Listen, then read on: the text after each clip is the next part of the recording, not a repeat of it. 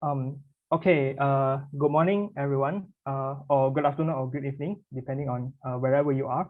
Welcome to the introductory logic course. My name is Yan King Lim, and I'll be chair for the current session. So Dr. Teo Chu Yao, who is the president of the Malaysia's Logic Association, he can't be here for today, but he did record a welcome message to everyone. So let me begin by sharing the recording by Dr. Teo. Let me share my screen. Okay.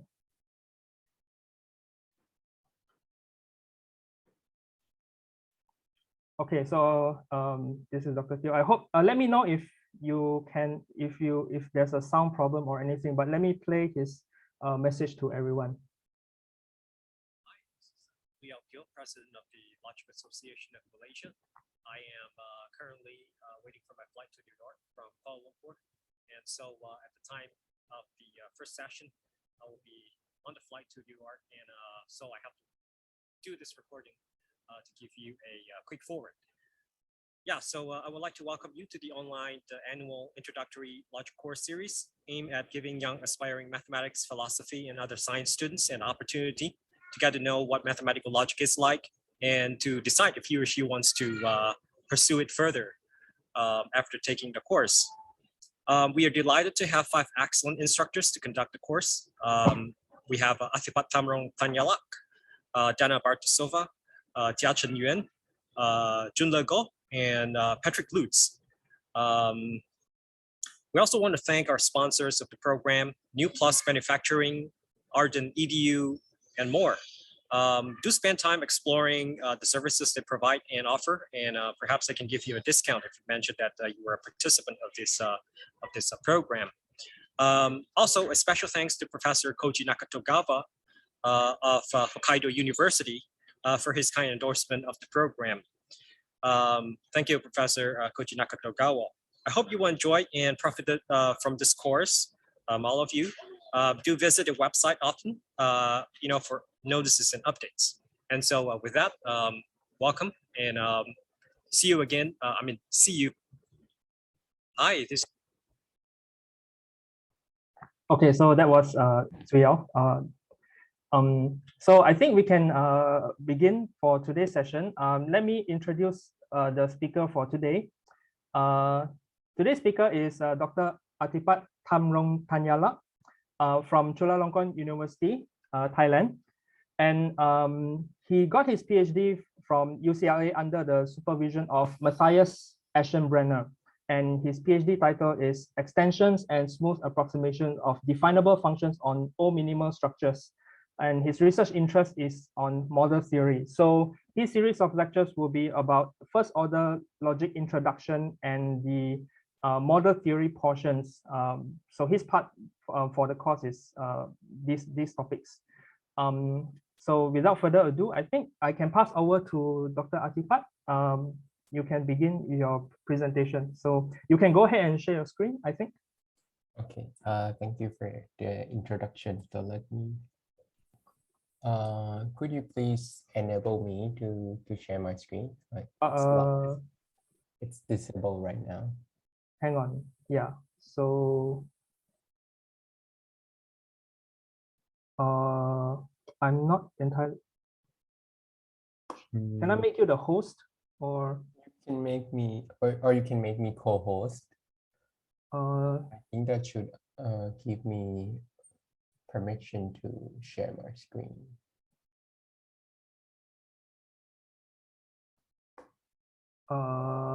You can right click on my name, I think, and click make co-host. There's no option for co-host. Oh, there's no option for co-host. Let's see. I think we can allow them to. Oh yeah, you can do that. Yeah, I need to remember how to find it. I think you can just setting. Are you using PC or using? Yeah, I'm on the PC right now. I think you can click the up arrow button on the share screen.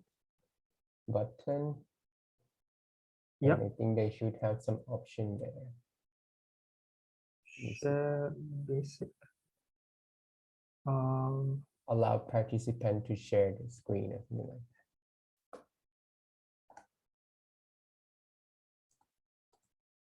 Share screen.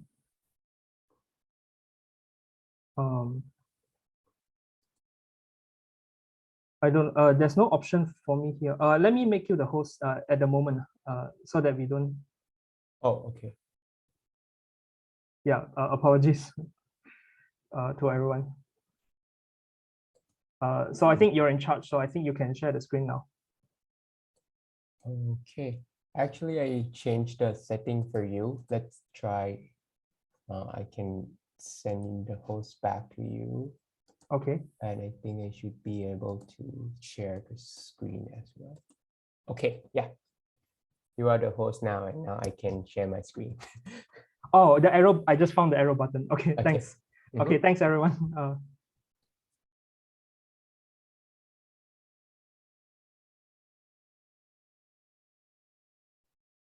Okay, so I think, yes, we are seeing your screen now. Okay, thank you. Okay.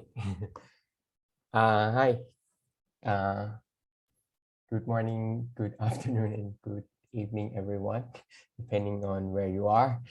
Okay, so I would like to thank the organizer for having me here. Okay, so let's begin. So for the first part that I'm going to talk about today is it's going to be a very introduction to first order logic.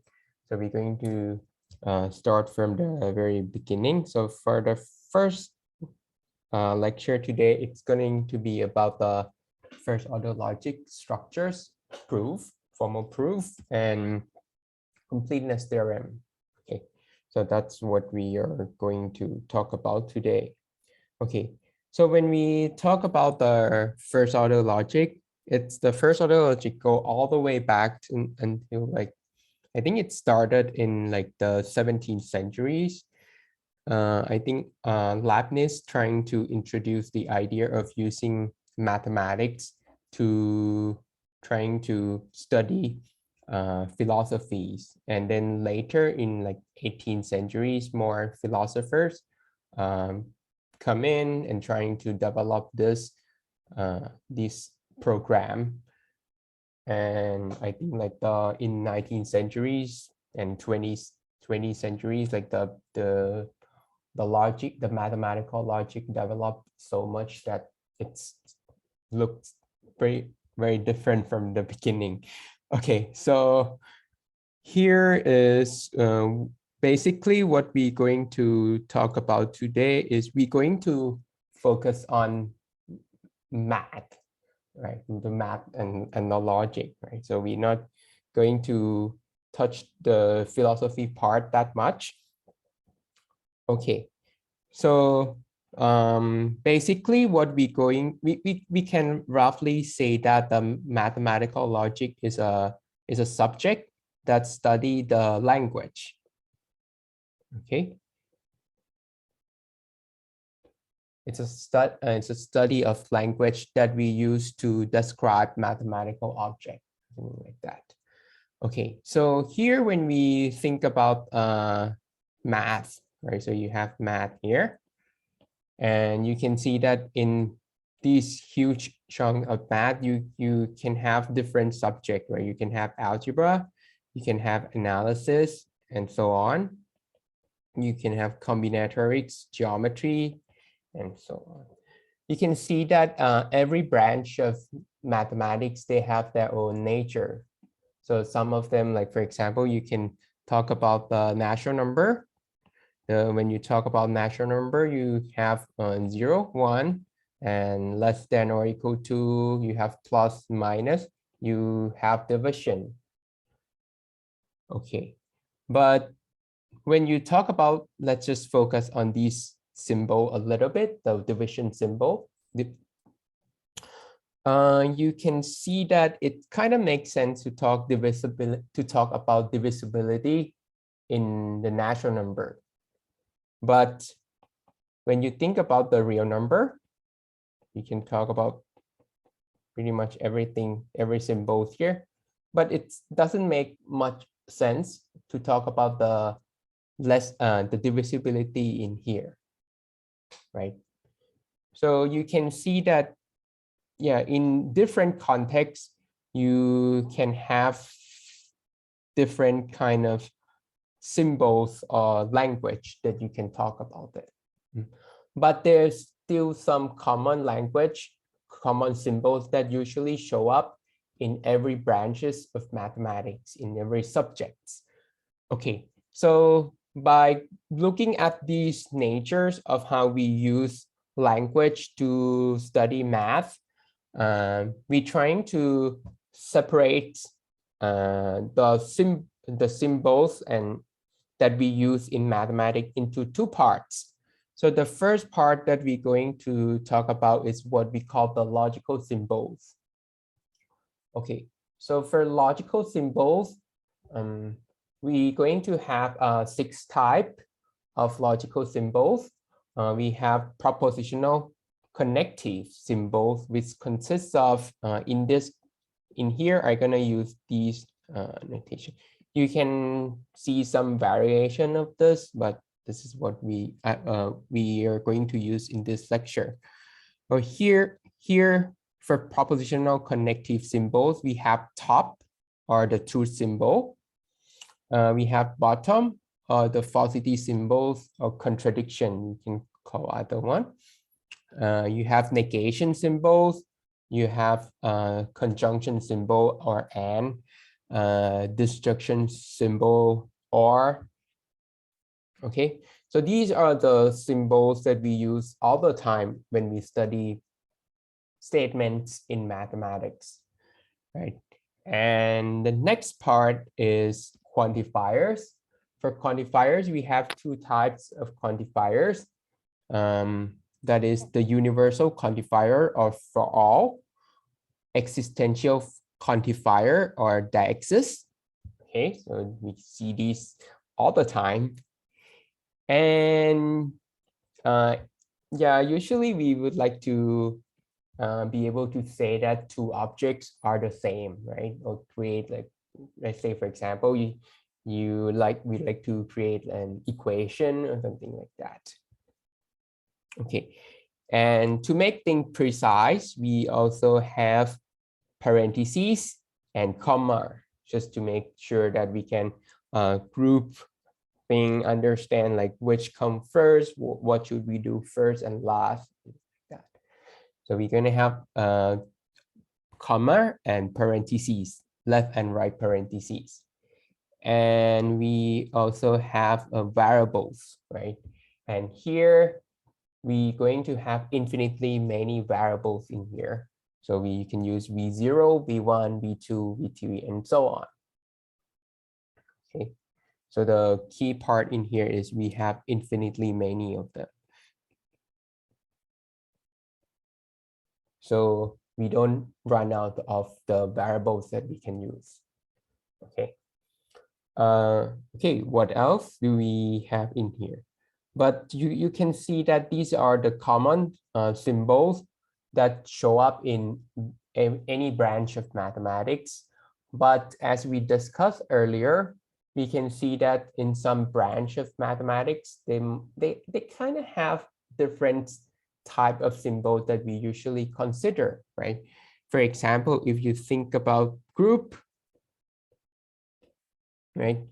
If you think about group is a chunk of object that consists of the universe of the group, and you can have if it's a group, it must have the identity. So you have the identity E1, and you can have, it's a group, it's invertible, so you have these inverse map, and you can have multiplication, right? So here this is, if it's group, it must have something like this. If you consider another group, you also have its universe. You have an identity in this structure. You have another inverse function, you have another multiplication. And if you see objects that behave like this and satisfy a certain property, you're gonna say that, oh, this is a group. These are groups, right? So you can see that when we talking about group, there are some common symbols that we usually find in the groups, Okay, so by looking at these natures of how we study math, we can say that, oh, when we study a certain type of object in mathematics, there is a common symbol in the study in that subject, in just that context, smaller context. And we're going to describe that as a language in the first order logic. So we're gonna say that a language is a disjoint union of a set that consists of three types of symbols. The first one is what we call the relation symbols, R, and the second one is a constant set of constant symbols, and the third one is a set of function symbols. Okay, and each symbol in this language gonna come with an arity function, which is a function from this language to the natural number. Okay, and we have some restriction here.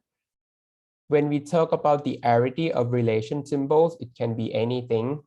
When we talk about the arity of the constant symbol, we let it be 0. And for function symbols, it can be any positive integer. Okay, so this is the restriction that we have.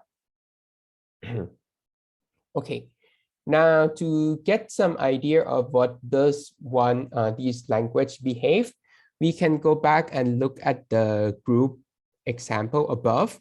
So here we have G1, E1, the inverse function, and multiplication, right? So what do we do here? When we think about the identity in a group, right? When we think about the identity in a group, identity is an object in this group, and when you refer to it, it's just some specific object in your group, so you know exactly what it is, right? So in this case, we're gonna see that, oh, these objects behave like a constant. So we can think of the identity as a constant symbol in your language of group. And here you can look at the multiplication in your group. For multiplication, right, it's gonna be something like this, right? You have two objects A and B in your group. You can consider A times B. Or you can think about this as, oh, actually, it is a function with two entries. So we can see that when you think about the multiplication, actually it's a function whose domain is an order pair, right? So in this case, you can see that it is a function. It behaves like a function, and it should come with two objects here in order to understand what is the value of it. So in this case, we're gonna call this guy is a function symbol.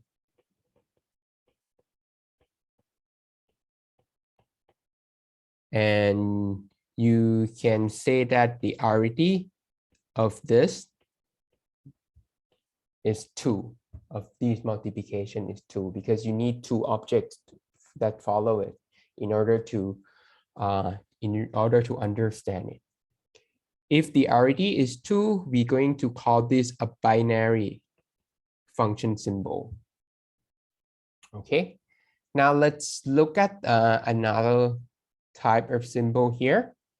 So you have dot the inverse map, right? You send any object when you have an object, right? In the group, you send it to the inverse of it. So you can think of the inverse as a function from the group to the group itself. Okay, so here we're going to see that this inverse map is actually a function symbol. It's a symbol that represents a function, and it needs only one object in order to evaluate it. So we're going to say that the arity of the inverse map is 1.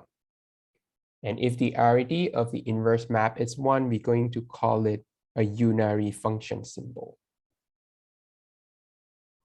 Okay, so that's the idea of how we can relate these symbols to the meaning of the object that we usually use in math, right? So for content, you should relate it to some certain object in your context. For function symbols, it should usually it will represent a function in your context. For relation symbols, it's going to represent a function, a relation in your context. Okay, so let's look at more example of languages. Here you can think about the you can talk about the empty language. The empty language is the language that you don't have any symbols at all. Sorry, I have a question in the chat. There's a question in the chat that says that, can you give an example of R, okay, the relation symbol? Sure. And here you can think about the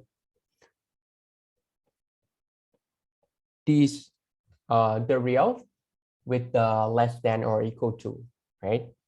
For the reals and less than or equal to, you can see that the behavior of less than or equal to is, if you have two objects in the reals, you can compare them. A is less than or equal to B, or B is less than or equal to A, right? In this case, you can also think about this relation and see that, you need two objects in order to say something like, it is in A is less than or equal to B or not, right? So you need two entries in order to evaluate whether this one is true or not.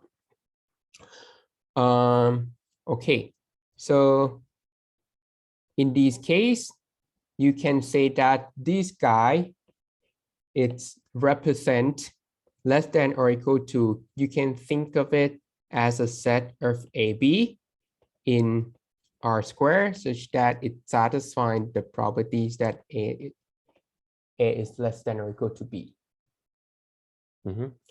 In this case, you're gonna say if you need two entries in order to evaluate it, you're gonna call this a binary relation symbol.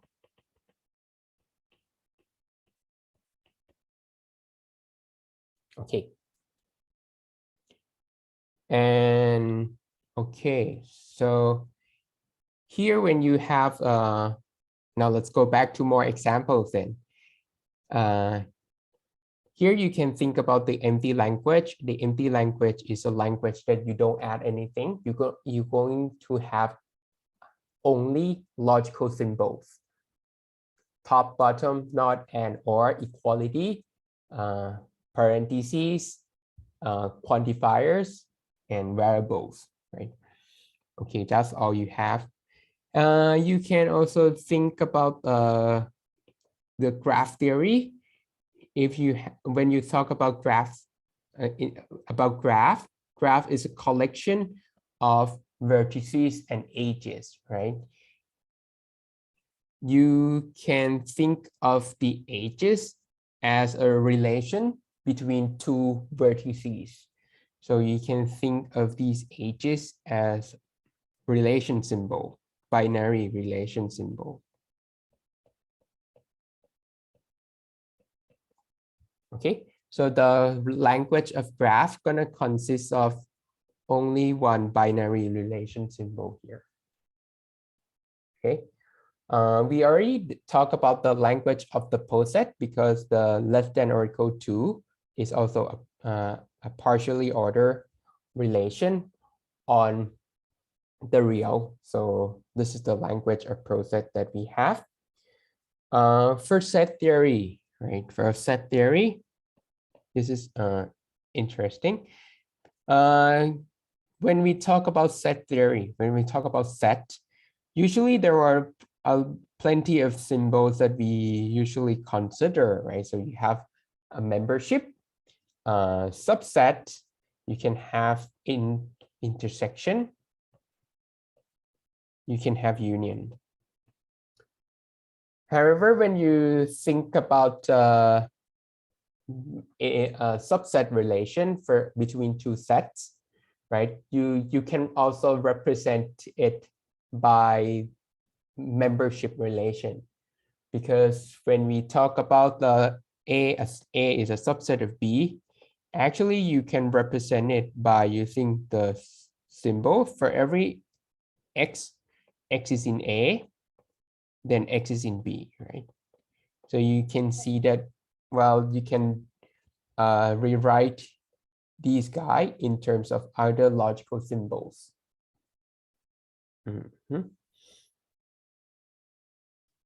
And membership. Okay, and intersection, you can write X is in the A intersect B if and only if X is in A and X is in B, right? So you don't really need this symbol. You can think of intersection as an abbreviation of this thing. So usually when we talk about the language of set theory in first order logic, we're gonna have only one binary relation symbol. Okay, we already see a language of group, which consists of a constant, an inverse, and a multiplication. Okay, and when we talk about rings, we're gonna have more, right? For rings, usually when I say something about ring, I mean ring with unitary ring. So it's a ring with identity. So I'm going to have 0, which is the additive identity. I'm gonna have 1, which is a multiplicative identity. I'm gonna have minus sign, which is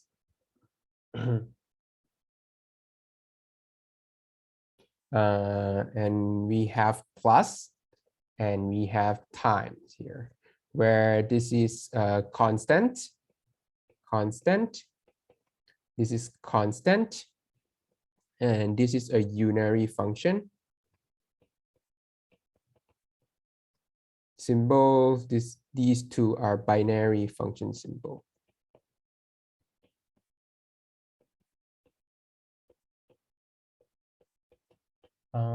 Okay, I see a question in this chat.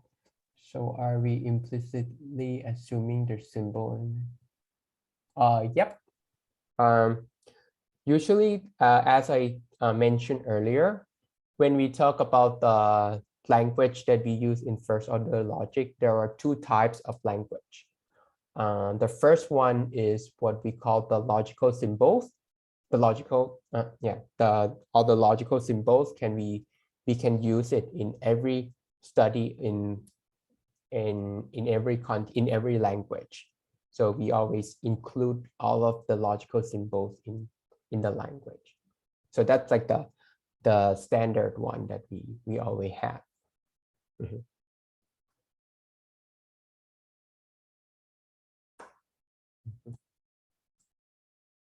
Okay, and we can make more languages by combining two languages. Like for example, if you combine the language of rings and the poset, you can create something like the language of order rings. So you're gonna have less than or equal to 0, 1, minus, plus, and time, right? So in this example, we have all types of the symbols in this language. Okay, and you can also have the language of arithmetics, which consists of less than or equal to 0, and you have the successor symbol. This is the successor symbol, and you have plus and time.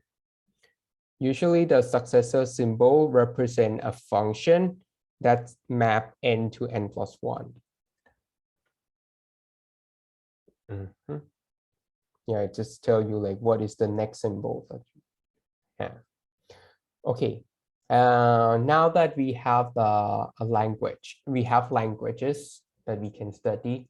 If we're working on a fixed language, let's say we have a language that's fixed, we can, just to make it simple for us to understand, let's just consider in the language of ring. Okay. Let's consider in the language of ring. So here we have 0, we have 1, we have minus sign, we have plus, and we have multiplication. Okay, so when we think about rings, we can see that, oh, these are the objects that we can consider, right? It's the symbols in our language. Okay, but when we study, let's say, the real field minus, plus, and time, right? What we usually do in this here is we can say something like we can consider polynomials, right? Or we can start simple by consider the monomials, for example. These are a very standard object that we usually study in math, right? Or we can make it like v0 times squares times v1. So these are variables. You can think about the variable square and then v1, or you can make it more precise by, instead of like writing it as square, you can write it as v0 times v0 and then times v1. You can see that when we think about monomials, it's just like we have lots and lots of variables in here, and we use these symbols multiplication repeatedly. So for this one, you use multiplication 2 times. You can think about like v0 to the 4th, right? v0 to the 4th, you can represent it by v0 times v0 times v0. So this is where we use multiplication 3 times. Okay, so which means that it's not just the symbol that is important for us. We would like to be able to use a combination of these symbols, right? You can combine it with other logical symbols or other function symbols and so on. Okay, so the next part that we're going to look at is you can kind of think about the monomials just to have something that you can grasp on. So once we have the language, we can create more symbols that we have here.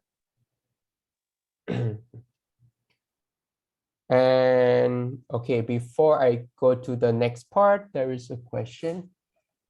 In the graph theory case for VE, we consider the element of V as a variable and E as the relation symbols already to, right?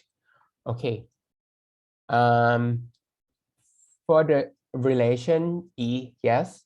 And for the element of V, we're gonna go into more detail. I'm gonna answer you in more detail a little bit later, okay?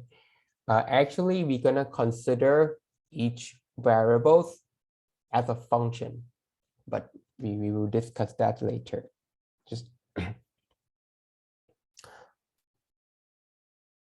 okay, next. We can create more, we can create, okay, sorry, I got lost.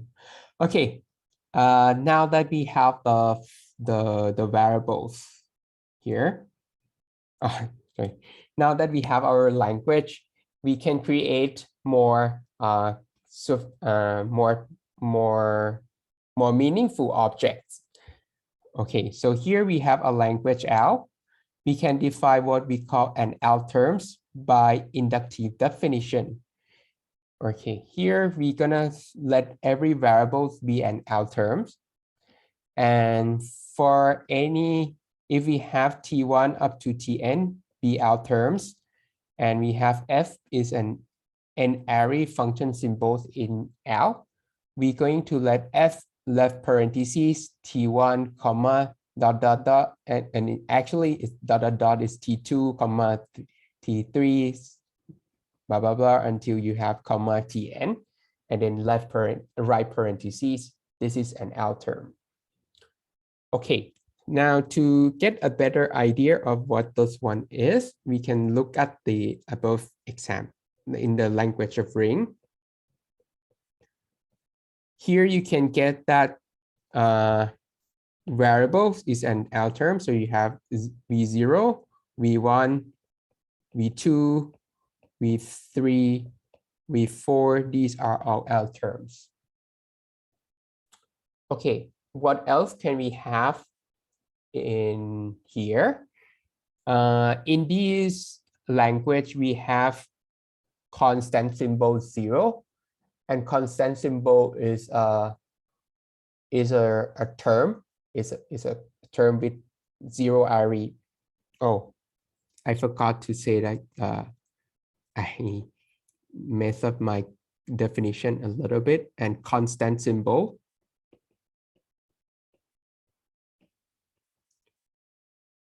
all the constant symbol are terms. Okay, so I forgot that part. Sorry about that. And we have V0, V1, V2, V3, and so on. And we have 0 and 1, they are all terms. Okay. Now, what else do we have? In these, in the language of ring, we have minus sign, right? So we can have that minus of V0. This is also an L term. We have minus of 0. This is an L term. And the third part is we have minus of 1 is also an L term. So you can create more terms from what we have in the previous case. And here you can create more. You can consider something like plus of 0 and 1, and then plus of 1 and 1, or you can have like plus of V0 and 1, and so on. You can have create more terms using the this recursive definition. Okay, there is one thing that I would like to point out. Is for binary relation symbols, binary function symbols, we can write it like this, but what we usually do in math for binary relation symbol, we are allowed to write something like this instead, because we are accustomed to these notation, right? Just for binary relation, we allow to write something like this instead. Okay, so that's what we have here. Okay, and we're going to say that an L term is a variable free L term if there is no variable occurring in it. For example, you can say that this is variable free, variable free, variable free, this is variable free, and these are variable free.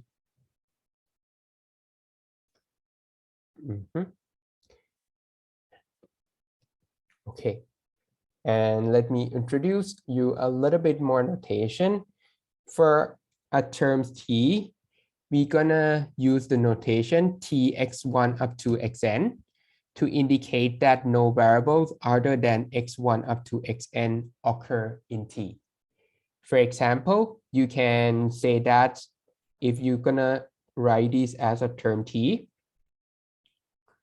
if you define this to be your term t, you can write this as t v0 to indicate that there is no variables other than v0 occur in here.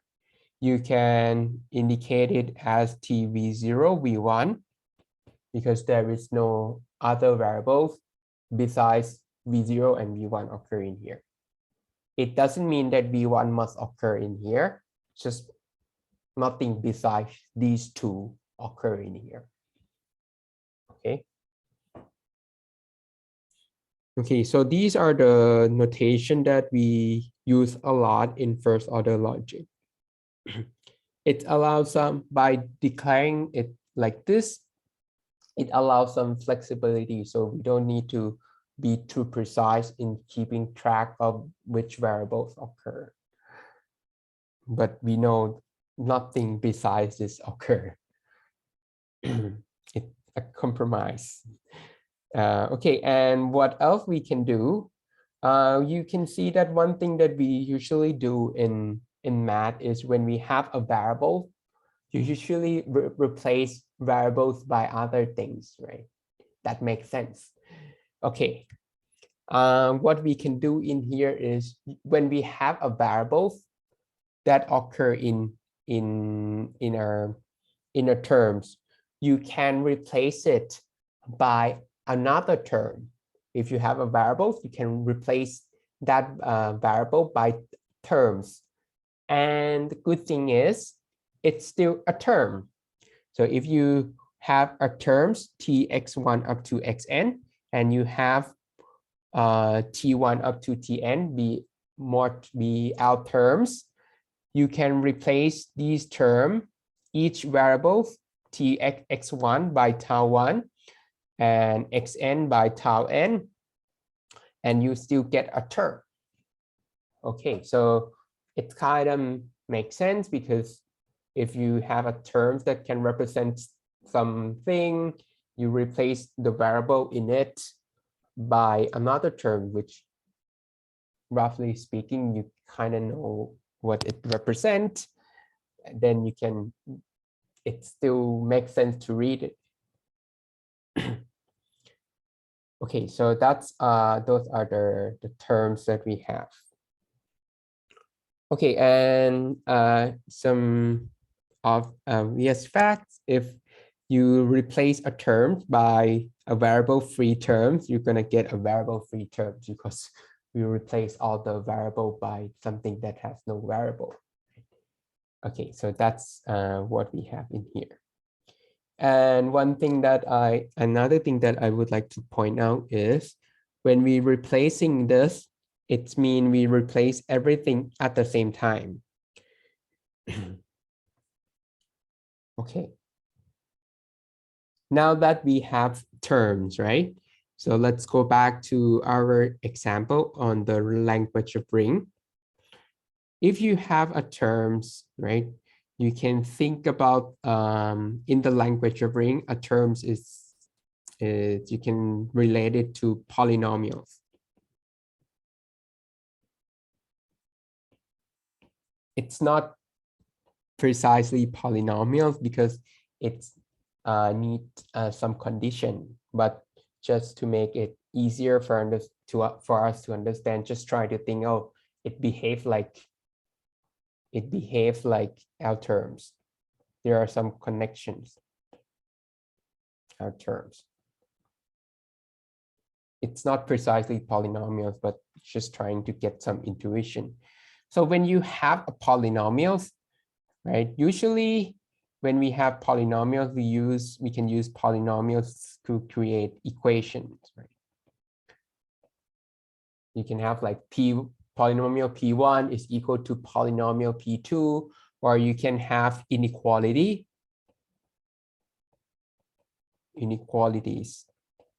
Where you can have like P1 x is equal to P2x, or you can have P1x. If you're working over the reals, you can have P1x is less than or equal to P2x, for example.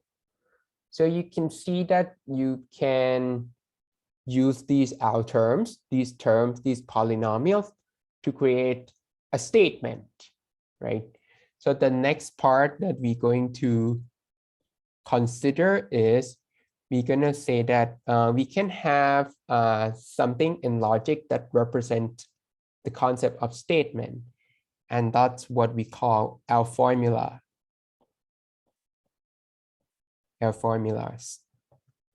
Okay. And just trying to think about these examples, that's where the definition of L formulas come from.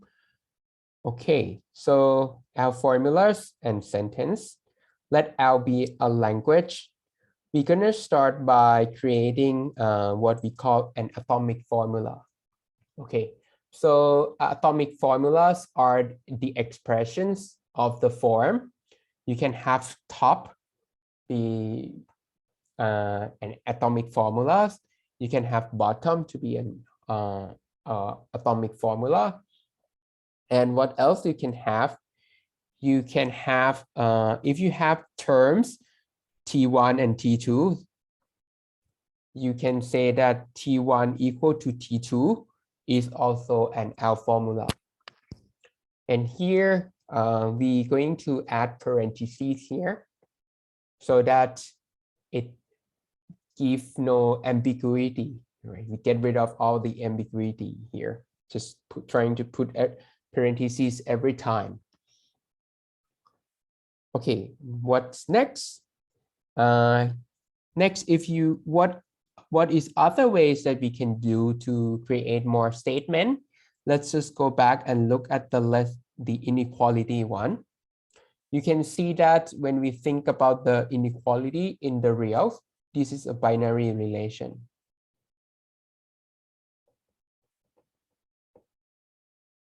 Right? It's a binary relation symbol. So when we have a binary relation symbol, you can have a polynomial Px is less than or equal to P2x, right?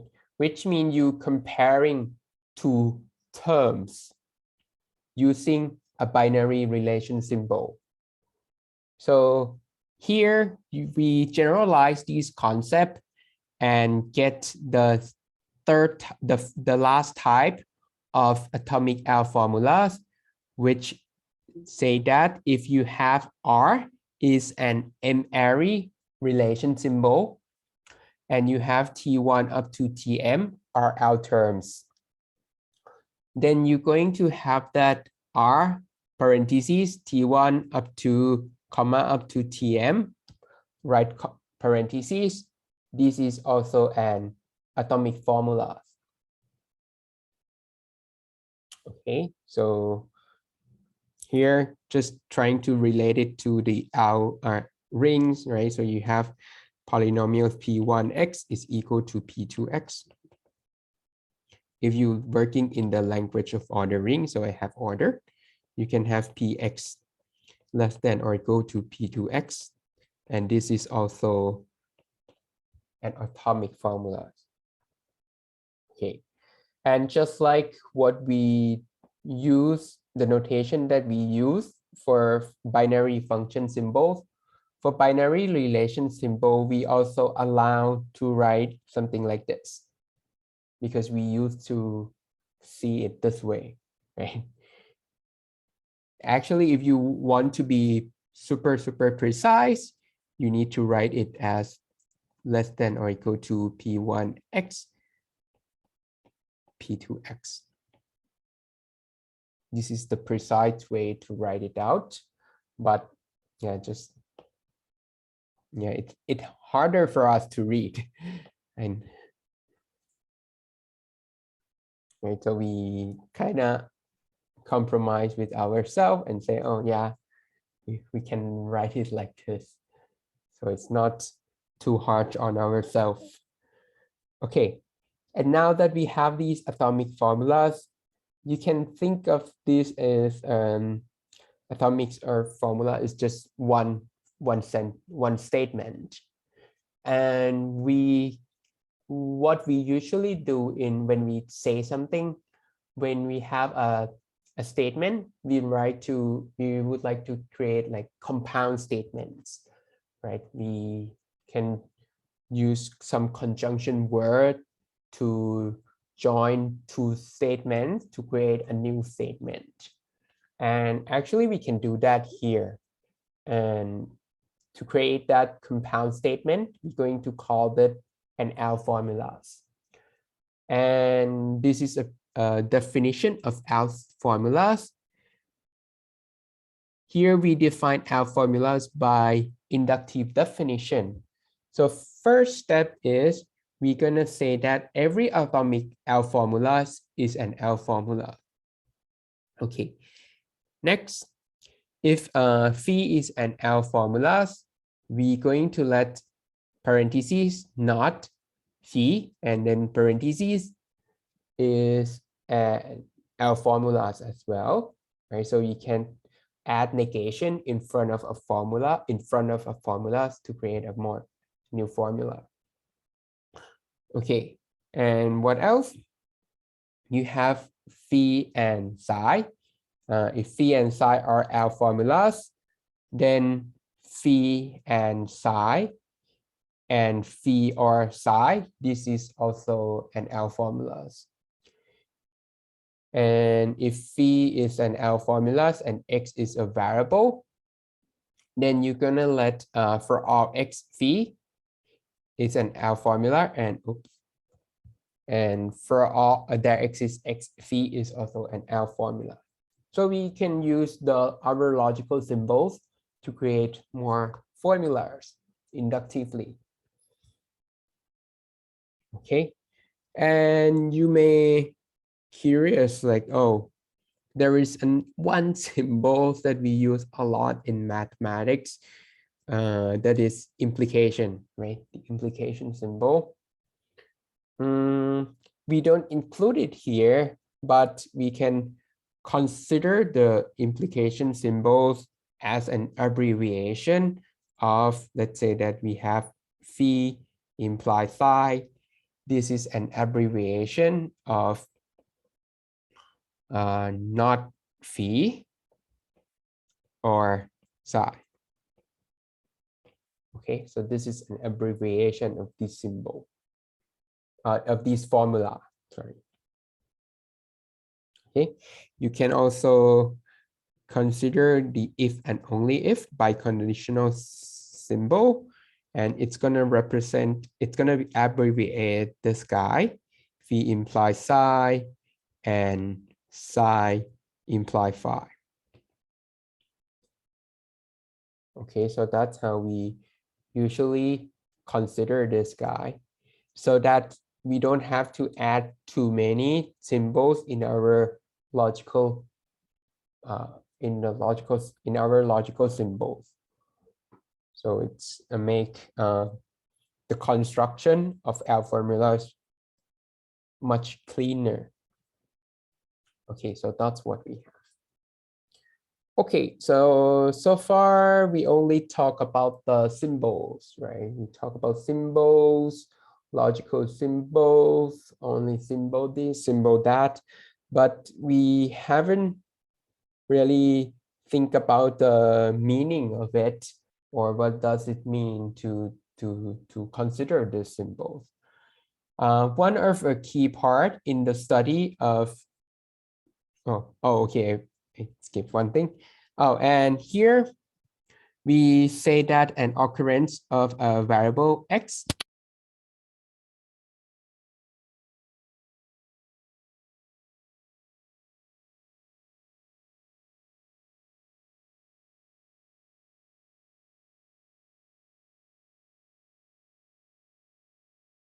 for every x is free. Okay, now let's look at some example just to get an idea of what this one means. You can consider this formula. V0 is equal to V0, and for all V0, V0 is equal to V0. Okay, so this is an L formula. It is an L formulas in every language, right? Actually, we can even use these formulas in the empty language. Okay, now when we consider these formulas, you can see that if you look at these occurrence of V0 here, you can see that if you only look at this part is of the form for all V0, and then V0 equal to V0. This is a formula and for all V0 here. So in this case, you can see that this V0 is a bound occurrence. This is bound. This is a bound occurrence of V0. Similarly, you can say that this is a bound occurrence of V0. Also, this guy. These are bound occurrence of V0. And you can say that these occurrences of V0, they are free because it is not bound by any quantifier. Okay. Okay, so here you can see that when we talk about bound or free occurrences, it's about occurrences of that variable at a position, right?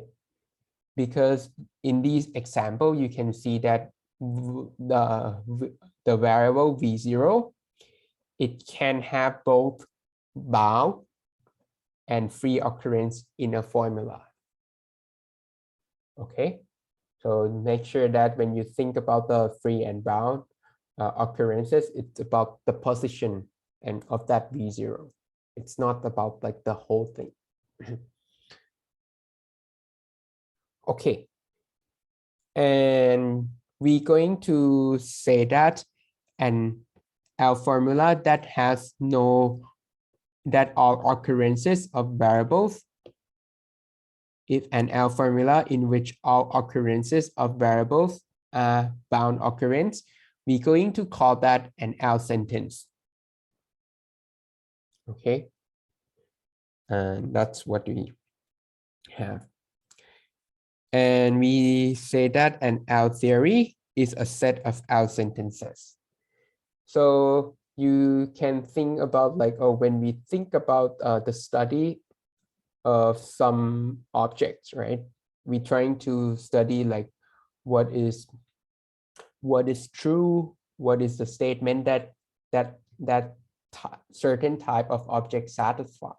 So that's why we're going to call it a theory.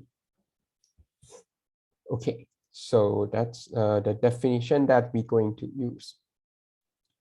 And here we can see that we only talk about the how we can construct formulas, what are the types of formulas, whether this is a sentence or not, right? But we haven't really talked about the meaning of it yet. Okay, so the next key part of mathematical logic, and especially first order logic, is when we think about formulas. Okay, in order to understand this formula, we're going to separate it into two perspectives. The first one is something that we usually do in our daily math life, right? So we're going to look at the meanings of it. So we're going to look at the semantic side of that formula.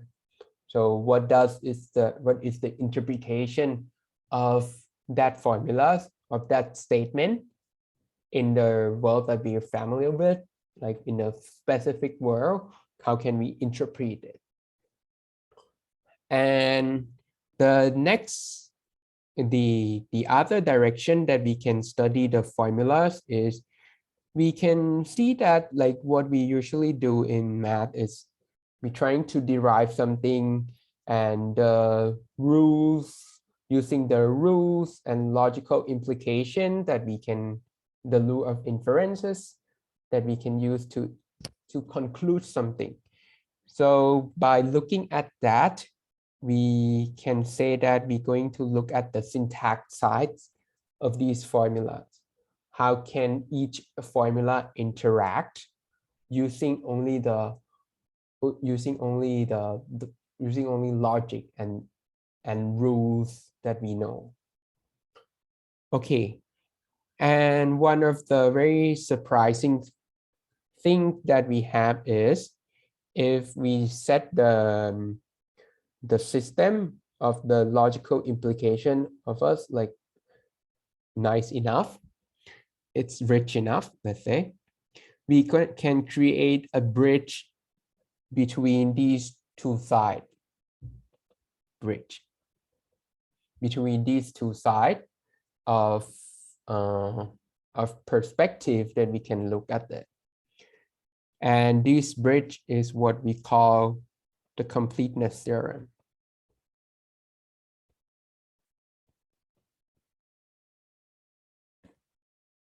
Okay, so we can bridge two sides of this perspective of how we can interpret these formula.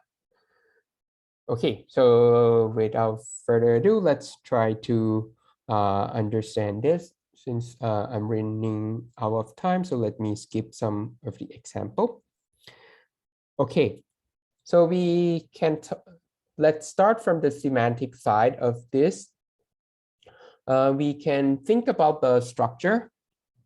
Okay, so when you see a statement, right? When you see a statement in your language, let's say, let me start with my favorite example. Here you can look at this formulas. For all V0, V0 times V0 plus 1 is equal to 0. Okay, here you can look at this formula right here. For all V0, V0, oh, there exists, sorry. There exists V0 such that V0 times V0 plus 1 is equal to 0. When you think about these formulas right here, you can see that when you think about this formula, usually when we want to interpret these formula, what do you do? Well, when you think about this formula, you can have some universe that you usually you have in mind, right? You can think about, oh yeah, I can think about the real number. If you think about the real number, you can say that, oh, this is not true, right? Not true. But you can have a friend who like complex number, and when he see these kind of statement, he's gonna say, no, it is true. So which means that when you have a formula or a sentence, it's depending on which context you are considering right now, right? So when you have a statement or sentence, you need to know like what is the context that you need to consider. Okay, so when we think about the interpretation of formula from the semantic side, what we usually do is we're going to say that, oh, if we have a formula, we should have an environment that we can use to interpret that formula. Okay, and here's come the next part of how we're going to interpret them. So structures, so we can talk about structures. And our structure is and you can just think about our structure is an environment that we can talk about our everything in that context.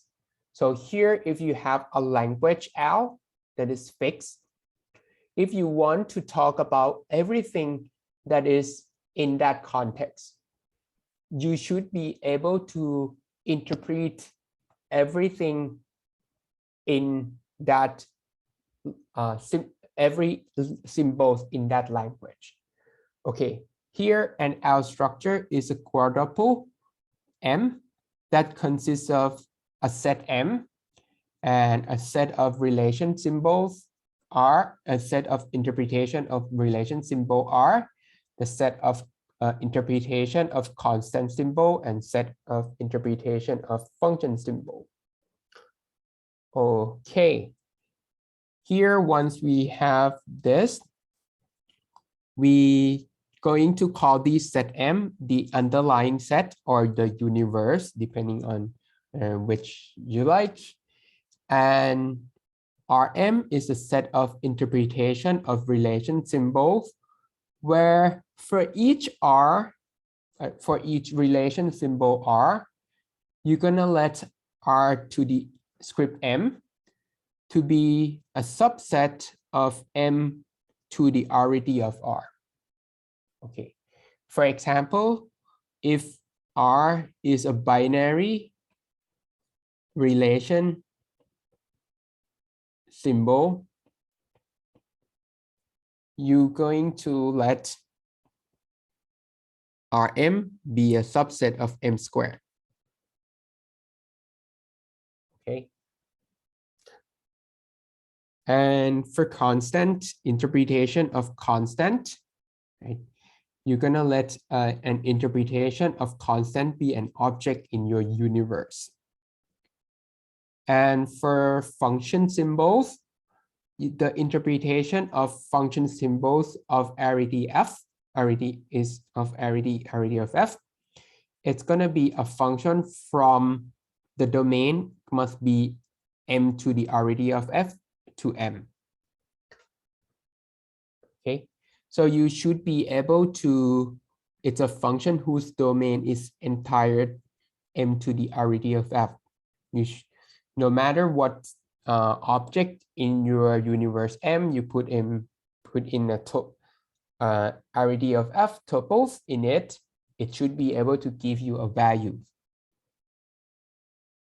Okay, and a little bit more notation. If you have only finitely many of the symbols in your language, you can just list them all. You don't need to write it as a set. You can just write it all out. Okay, so these are the notation that we're going to use.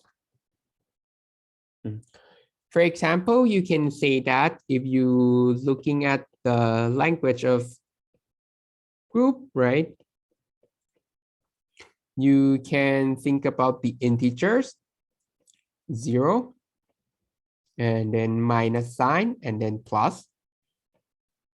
This is, we can think of this as the underlying set.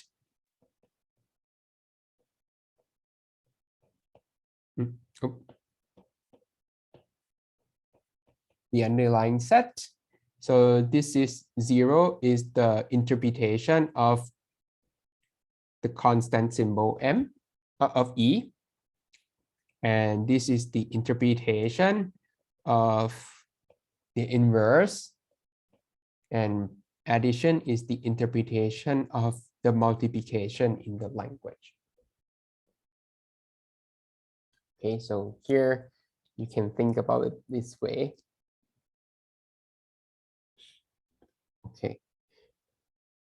Now that we have our structures, usually what we would like to do in math is when we have objects, right, we would like to compare them.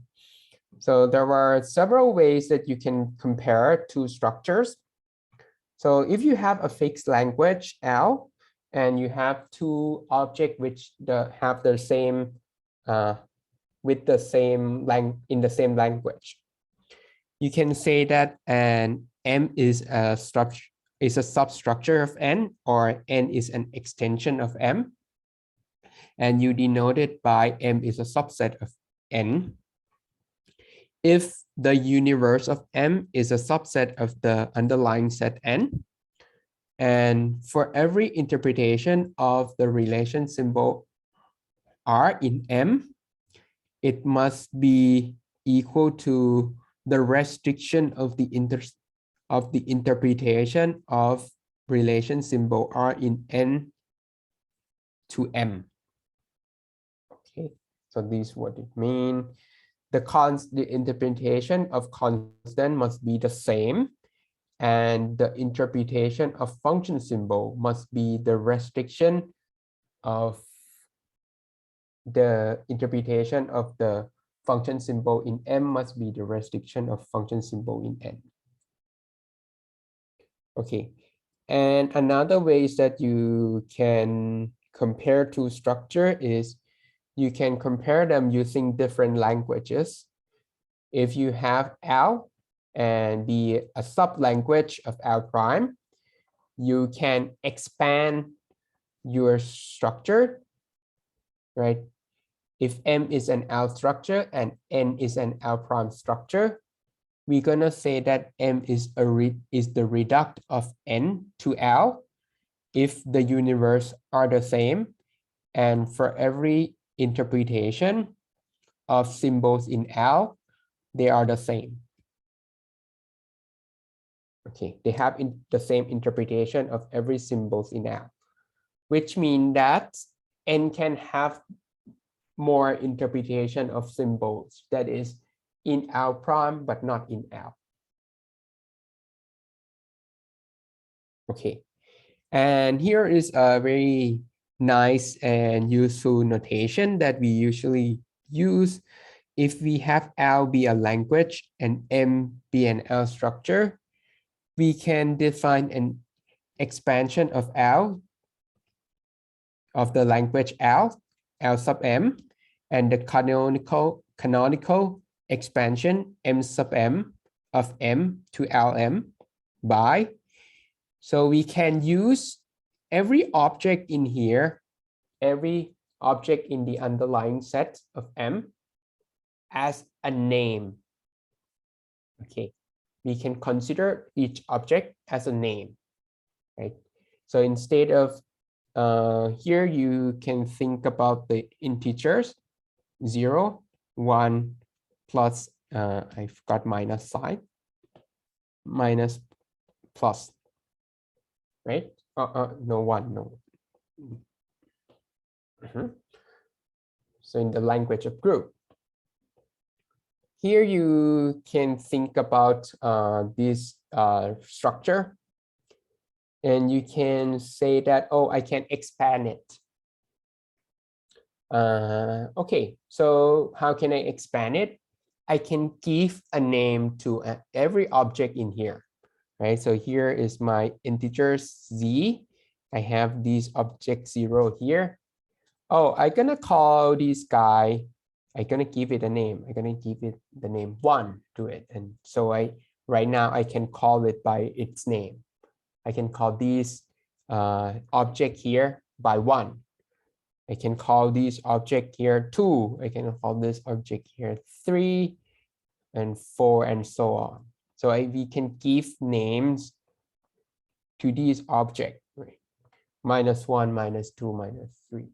So you can consider this as a name for object in here.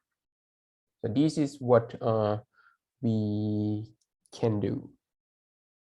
And a good thing about doing that is it will make it easier for us to to give meanings to terms and formulas. Okay, so now now that we have the structures, we can talk about the interpretations, and we know that for every symbols we can interpret them, right? So what about terms? What about formulas? How can we talk about them in our structure? Okay, so let's do it step by step. Let's think about term first. Okay, here let's M be an L structure and Tx1 up to Xn be an L term. The interpretation of Tx1 up to Txn in M, denoted by T to the M, is defined by recursively by requiring. Okay, so here we're going to start from the beginning. Let's just think like, what is the definition of term? The definition, the term is, we construct the term recursively by requiring variables to be a term, constant symbols to be a term, and we can create more terms by using function symbols and other terms. Okay, so let's look at the first step. For variables, right? If you have Tx1 up to Txn, which is equal to xi, so T is a variable, let's say. Then the interpretation of function symbols, it's going to be Tm from M to the N to M. It's going to be the projection map to the I coordinate of this function. Of these, it's a projection map to the I coordinate. Okay, so this is the meaning of this. The idea is, it's kind of like when you have a polynomial of x, right? So you can just think, oh, when you have a polynomial x, just one variable polynomials with coefficient 1, you can see that if you have these variable x, you can consider these variable x as a function, right? Because you can, when you have these variable x, you can replace x by any object in your universe, and you're gonna get another object in the universe, right?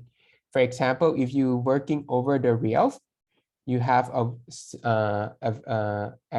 polynomial x, you can replace x by, let's say, 0, and you get 0, right? You replace x by 0. So it's 0, x gonna map 0 to 0. It's gonna map everything pi to pi. So we can think of variables, if it's just one variable, and x1 to xn is just x1, then it's just the identity map. So we can always consider variables as a map instead. And we can interpret constant symbols as a constant function. Okay, that's pretty straightforward. And for f that is in the function symbols with already f, right? You have already of f terms. Here you can define the interpretation Tx1 up to xn in M to be the composition of functions. Right? Okay, so let me remind you one more time. The interpretation of variables is a projection map. The interpretation of constant symbols is a constant function. Interpretation of function symbols and terms, we can use composition to create more interpretations. So this is how we define interpretation of term recursively.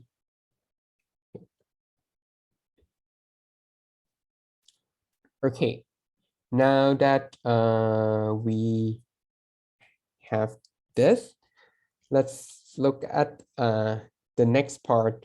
Now that we can interpret the terms, we can also interpret the formulas.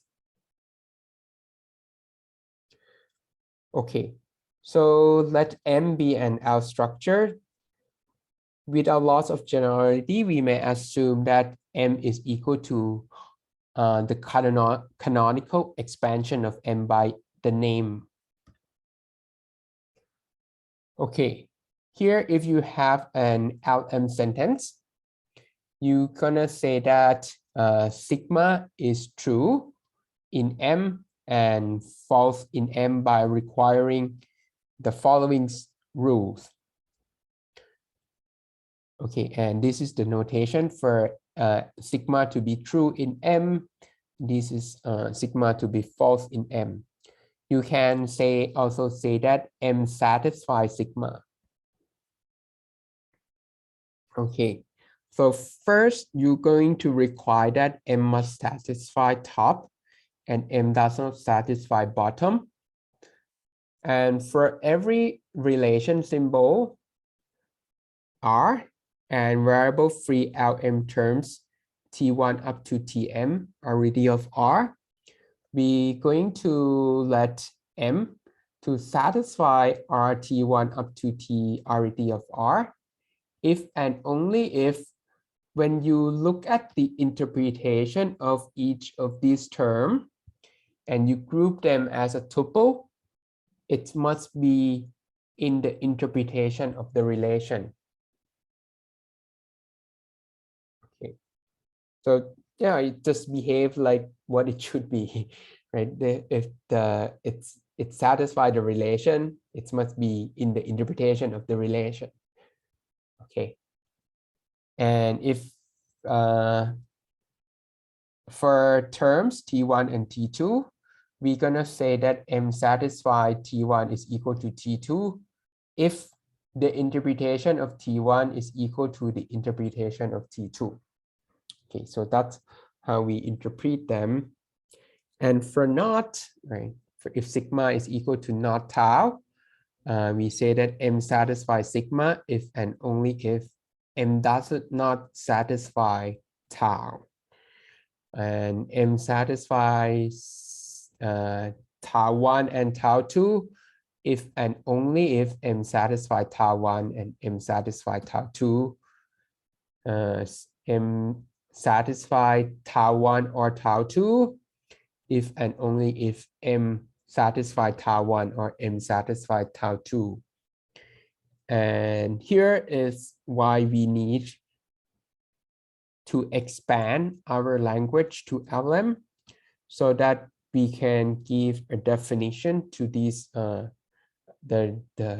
step 7 and the step 8. Here we say that M satisfy for all VI, VVI, if and only if M satisfy VA for every name A in M. Okay, so by expanding our language from L to LM, we can complete this definition. Right, so we can have a name for each object in our universe. Okay, and there exists VI, VVI, if and only if you can have a name A in M such that M satisfies VA. Okay. Okay, so that's how we define the interpretation of LM sentences in our structure. Okay.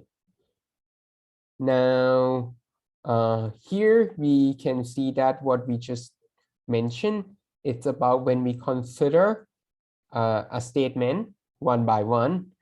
But one thing that we like to talk about is we like to study a set of statement or an L theory.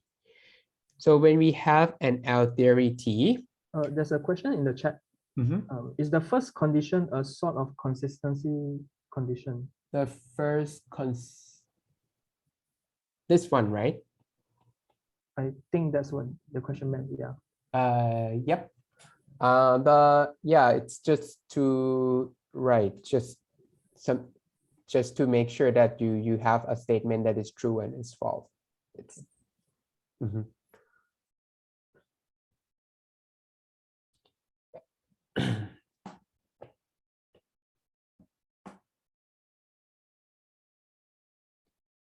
okay. And next, okay, so here we have a set of statement, right? Set of sentence L theory. We say that an L structure is a model of T, which is denoted by M satisfy T, if and only if M satisfies sigma for every sigma in T.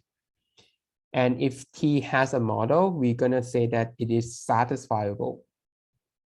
Okay, and let me skip a little bit and let M be an L structures. We define the okay. So here we know that when we have an L theory, you can say like, oh, M is a model of T, right? So we can also do it the other way around. We can construct a theory from a specific structure. So if you have M be an L structure, we can define the theory of M, which is the collection of all L sentences that is whole in M. That holds in M, okay? And we're gonna call that the theory of M. So you can think about the, let's say, the real, right? If you usually when you study the real field, right? What you would like to do is you would like to study like what is the statement that holds in here, right? That's why we call it. That's why we adopt the name theory to it. We would like to study the statement that holds in here. Okay, so that's the semantic side of how we can consider a statement, a sentence.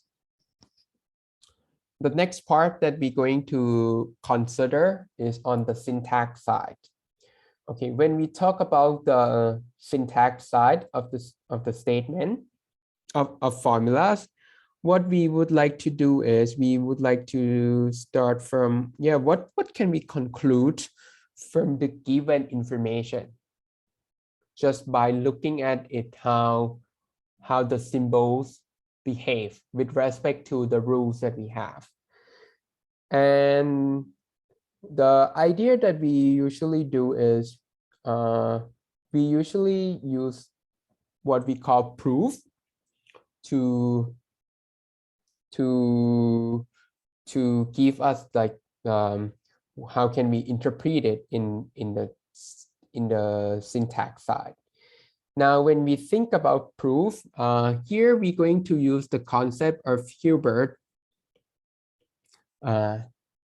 Hubert's idea to create this definition of formal proof. And roughly speaking, Hubert say that the proof should consist of three things. Okay, so the first thing is you should start from something that you accept, which is what we call axioms, right? So you should start from some facts that everyone agree that with respect to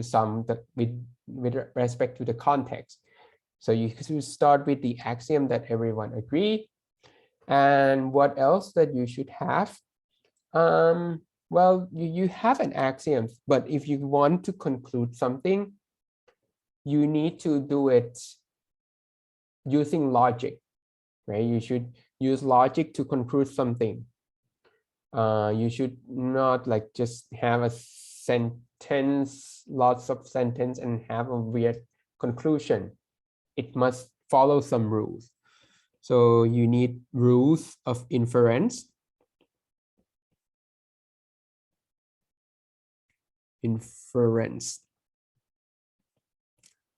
To say that, oh, yeah, we can conclude this statement from the given information.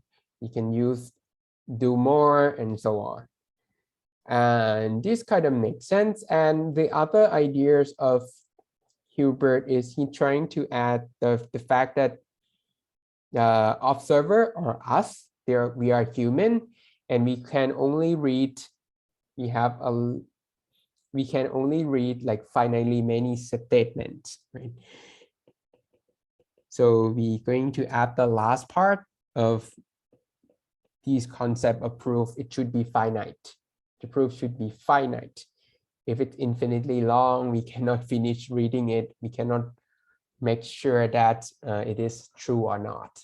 It is correct or not. Okay, so now let's do it step by step. When we talk about the axioms, we're going to start from what we call the propositional axioms.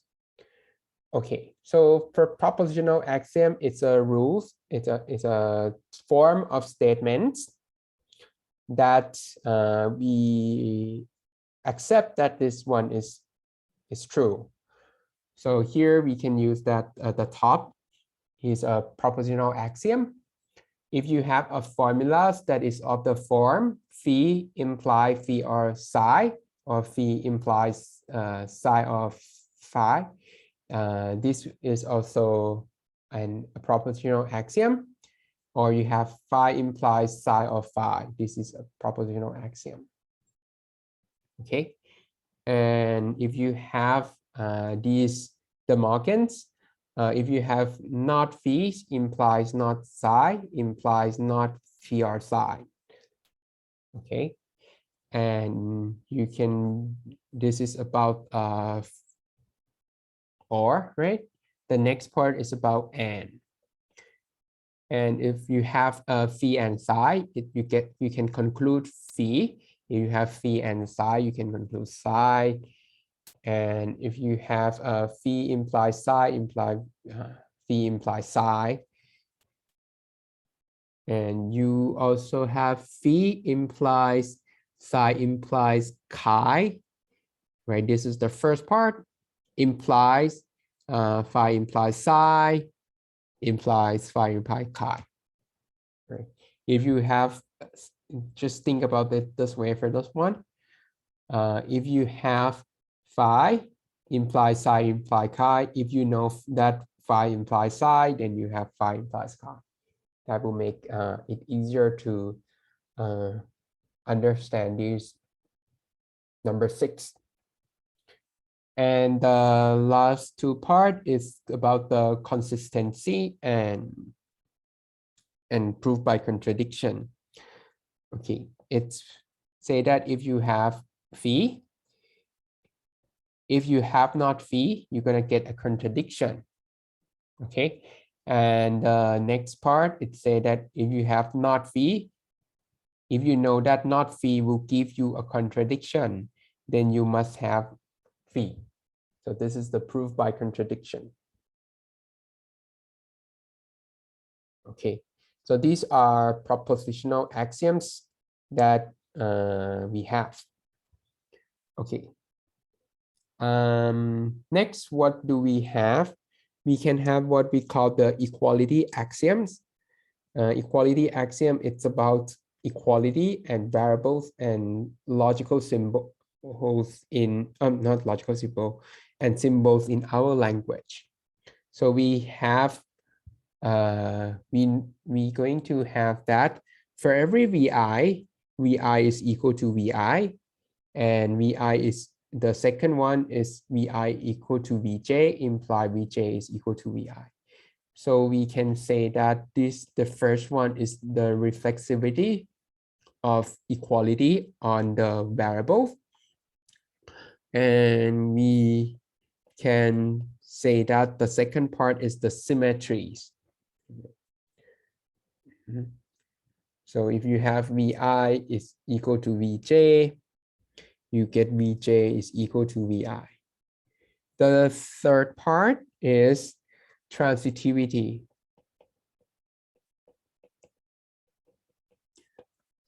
We can have that if Vi is equal to Vj and Vj is equal to Vk, then we have Vi equal to Vk. Okay. And next, we can look at the relation symbols.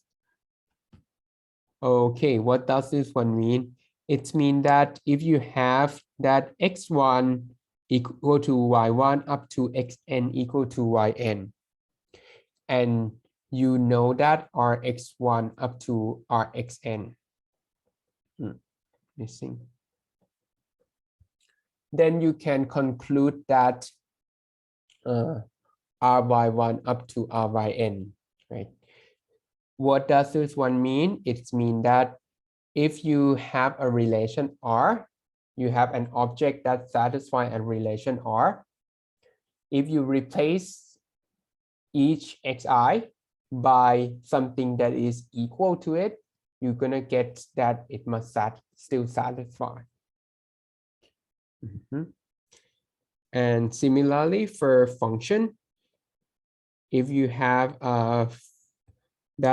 you have a function f of x1 up to xn, if you replace x1 by y1, xn by yn, and they are the same on each coordinate, you're gonna get that you're gonna get the same value. You get the same values, right? The values doesn't change, right? So it is invariant from replacing each object by the same object with respect to equality. Okay, so that's what this one means. Okay, so well, basically it just say that equality should behave like equality. That's what equality axiom mean. Okay, and we also have what we call the quantifier axiom. Okay, so what does this one mean? We say that t is free for y in phi if no variable t can become bound upon the replacing the free occurrence of y by t. Okay, then the quantifier axiom say that if phi t x1 up to xn implies there exists y, phi y, x1 up to xn. And if you have for all y, phi y, x1 up to xn, you get phi t, x1 up to xn. Okay, so here you can just think about like when t is a constant, right? If you have phi a, then you can conclude there exists y phi y, right? If you have an object that phi satisfy, you can conclude there exists y phi y. And if you have phi y for all y phi y, you can conclude that for a specific object phi x. That's what this one means. We have a little bit more details here, but I think I'm not gonna go deep into that one right now because we don't have much time left today. Okay, and we're going to call these propositional axioms, equality axioms, and quantifier axiom as logical axioms of L. Okay, so this is what we have. Okay, we now can start with, we done with the axioms. So what is the next part that we can consider? We can consider rules of inference. And when we talk about here in our system, we're going to have two rules of inference. The first one is what we call the modus ponens.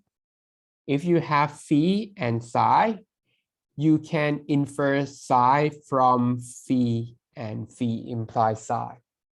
For example, if you have you have phi in your axioms, you have phi implies psi in your axiom, you can get new results, say like psi.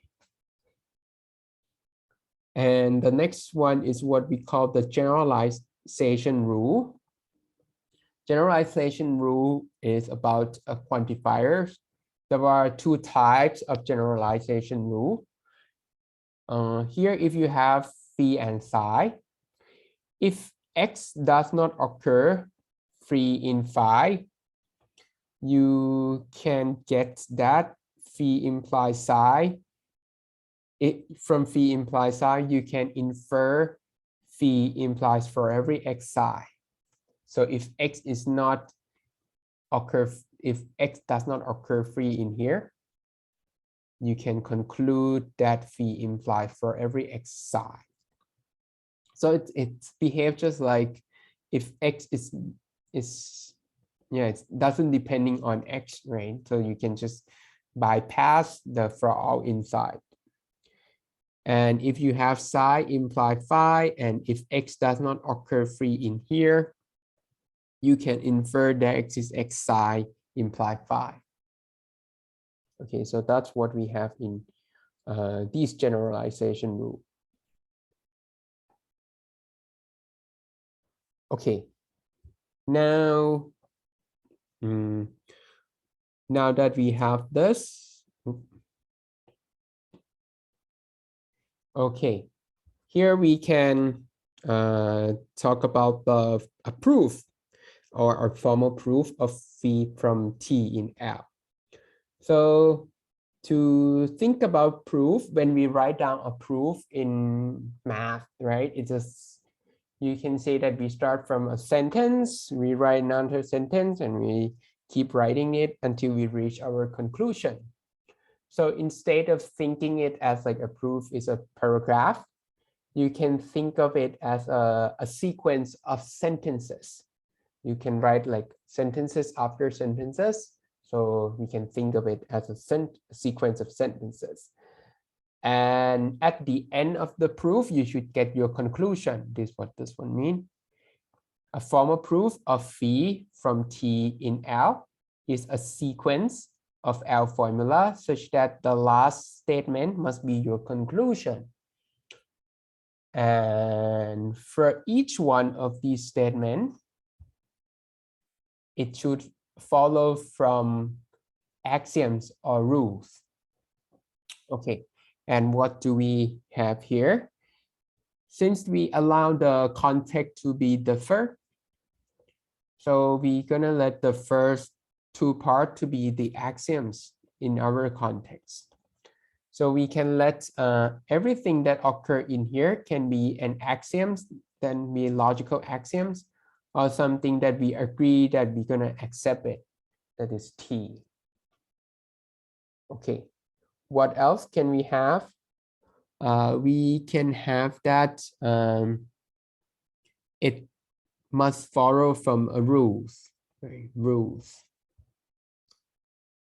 Okay, so here we can the other ways that it can occur in here is if phi k can be inferred from phi I and phi j by modus ponens, or it can be inferred from phi I by g.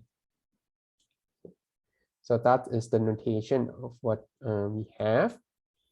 And we can say that phi1 up to phi n is a proof of length n of phi from T in L. Okay, and if there is a proof of phi from T, we're gonna say that T proof phi and denoted by T proof phi here. Okay. Now to get to give you some idea of what how do we construct this proof, we can consider something very simple here. Let's say that we have phi is an L formula. An L formula. You can consider this proof phi implies phi. right? When T is the empty set. So you don't include any statement in T at all. We only going to use logical axioms to conclude this. Okay, we want to conclude that empty set prove phi imply phi. What can we do? Here, I list a statement in here just to make it easy for us to see.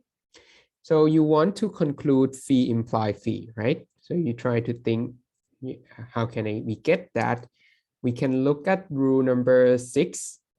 You can see that if you replace chi by phi, I'm gonna replace it by phi here as well. Right, so we're going to have phi implies phi here, and I have phi implies something, implies, and then phi implies something implies phi. Okay, now if I can have something that look like this part and this part, I can apply modus ponens twice to get the conclusion that I want. So now I look, oh, then what can I do here? And we can observe that by using this rule number 1, I can have something like phi implies phi implies phi implies phi. So by replacing psi by phi implies phi, I'm going to have this statement.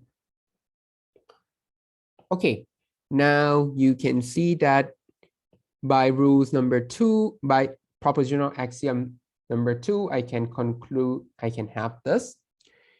By propositional axioms number 2 again, I can have this in my proof. And by using modus ponens, so let me say that by modus ponens, I can look at this statement and this statement and this statement, and then conclude that I have phi implies phi implies phi implies phi implies phi, right? And then I can take this statement and this statement and using modus ponens to conclude that phi implies phi. And here you can see that at the end of these steps, I get the result that I want. So we can call that phi implies this whole sequence that we have right down here is a proof of phi implies phi from the empty set. Okay, so that's an example of how we can use these rules to construct a proof. Okay, and there were several things that you can do in order to create more proof. Here is one of a very important tools in first order logic, which is what we call the deduction lemma. It say that if T is an L theory and sigma is an L sentence and phi is an L formula, then you're gonna have that T union set of sigma prove phi. If T union set of sigma prove phi, then you're gonna have the T prove sigma imply phi. Okay, so you can see that the converse is also true, but it is very easy to prove. This one is more interesting, and the ways that we use to prove this is we can prove by induction on the length of the proof. Prove induction on the length of the proof of a proof.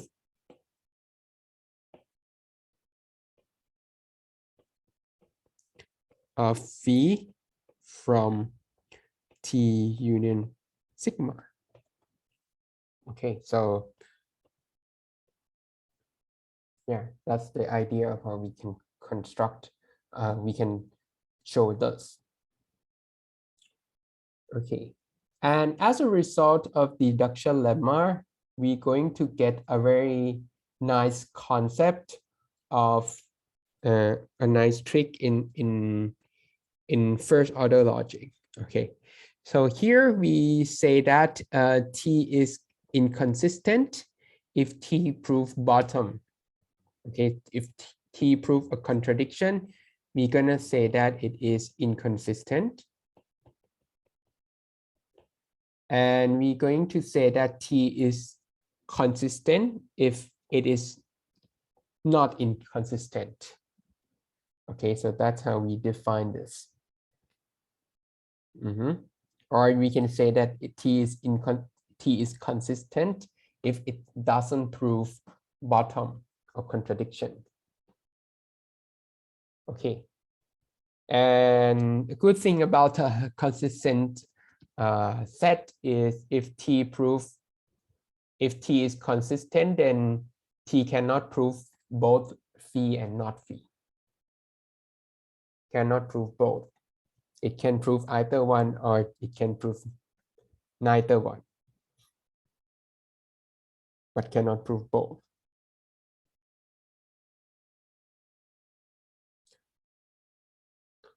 Okay, and here is a very nice tools that we have. Here we going to have that if for any sentence sigma, T prove sigma if and only if T union not sigma is inconsistent. So here we have T prove sigma if and only if T union not sigma is inconsistent. Or one of the nice thing about this one is you can consider the converse of this, not the converse, the contraposition of this one. You can see that if T does not prove sigma, you're gonna get that T union sigma is consistent. Okay, so which mean that if you want to consider whether something cannot be proved from T, what you can do is you can show that T union not sigma is consistent. Okay, so here you can see that from semantic size, when we talk about a theory T, we can say that, oh, T is satisfiable or not, right? On the syntax side, you can say that when you have an L theory T, you can consider whether it is consistent or not. Okay, so it seemed from right now, it seemed like it's a two separate concept, but it's turned out that there are actually there are some connection between these two concepts. Let's just look at this one here. Here for soundness and completeness theorem, it say that if T is satisfiable, then you're gonna get that T is consistent.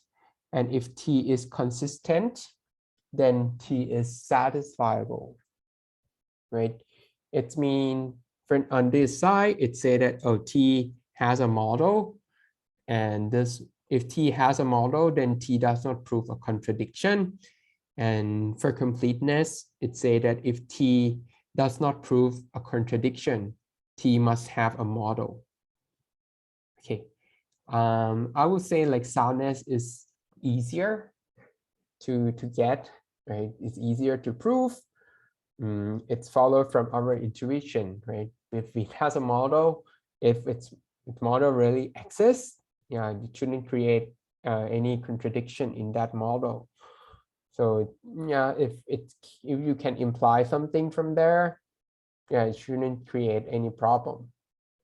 But surprising result is this part, which say that if T is consistent, if you cannot create any contradiction here, there must be a context that satisfy these properties. Okay, so that's the connection between the syntactic side and the semantic side that we have. And as a result of completeness and soundness theorem, we have what we call the compactness theorem, which say that if every finite subset of T is satisfiable, then T is satisfiable. So which mean that if you want to show that one theory has a model, what you need to do is you just need to consider every finite subset of it. So it's reduced from infinitely many statements to just a group of finitely many statements, right? Any arbitrary group of finitely many statements, which easier to take care of. Right? Okay, and let me, I'm gonna give you more details on completeness and compactness next time, but let me end it with a remark that I mentioned earlier. We know that T proof, right, does not prove sigma, right? Here, if and only if T union, not sigma, is consistent.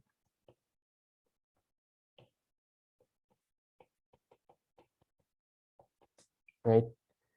By using compactness theorem, completeness theorem, what you can do is here is you can change from the word consistent to satisfiable. So what does this one mean? It's mean that if you want to show that some statement is not a result of these axioms, this set of axioms or theory, what you need to do is you need to show that there is a model of this one. Okay, and that is a trick that is very powerful in mathematical logic. Right, it's a if you want to show that something is it cannot be proved, what you need to do is you just need to construct a world that that axioms and the negation of that statement is satisfiable. Okay. Okay, I think I'm running out of time, so I might just stop here, and I'm gonna tell you more about completeness and compactness next time. Yeah. Okay. Yeah. Thank you, Dr. Athipat. So, is there any questions? So if there's no question, then we continue on the remaining lectures. I guess I should inform everyone of the next session. So the next session will be on February 8th, tomorrow, Introductory Recursion Theory by Dr. David Lutz. It will be on 6 a.m. to 8 a.m. UTC. And I believe in terms of Malaysian time, it is 2 to 4 p.m. So it is 6 a.m. to 8 a.m. UTC. Okay. Yeah. So if there's no other questions, let me thank Dr. Athipat Thamrongthanyalak again for a very nice lecture. And thank you everyone for joining in. So I think that's all from us today. There's a question in the chat. Can we have the note, the relative note? Yeah, sure. Sure. So yeah, so I think we can share the note to everyone later. Should I send you email also? Kim? Yes, sure. Yeah, you can send the email. I can send you email and then you can post it or share. Okay, yeah, I'll do that. I'll do Mhm. that. Okay. Okay, so I think that's it for today. Yeah, thanks again, everyone, and nice to see everyone. So take care and see you guys for tomorrow's session. Okay. Okay, thank you, everyone. Goodbye. Goodbye.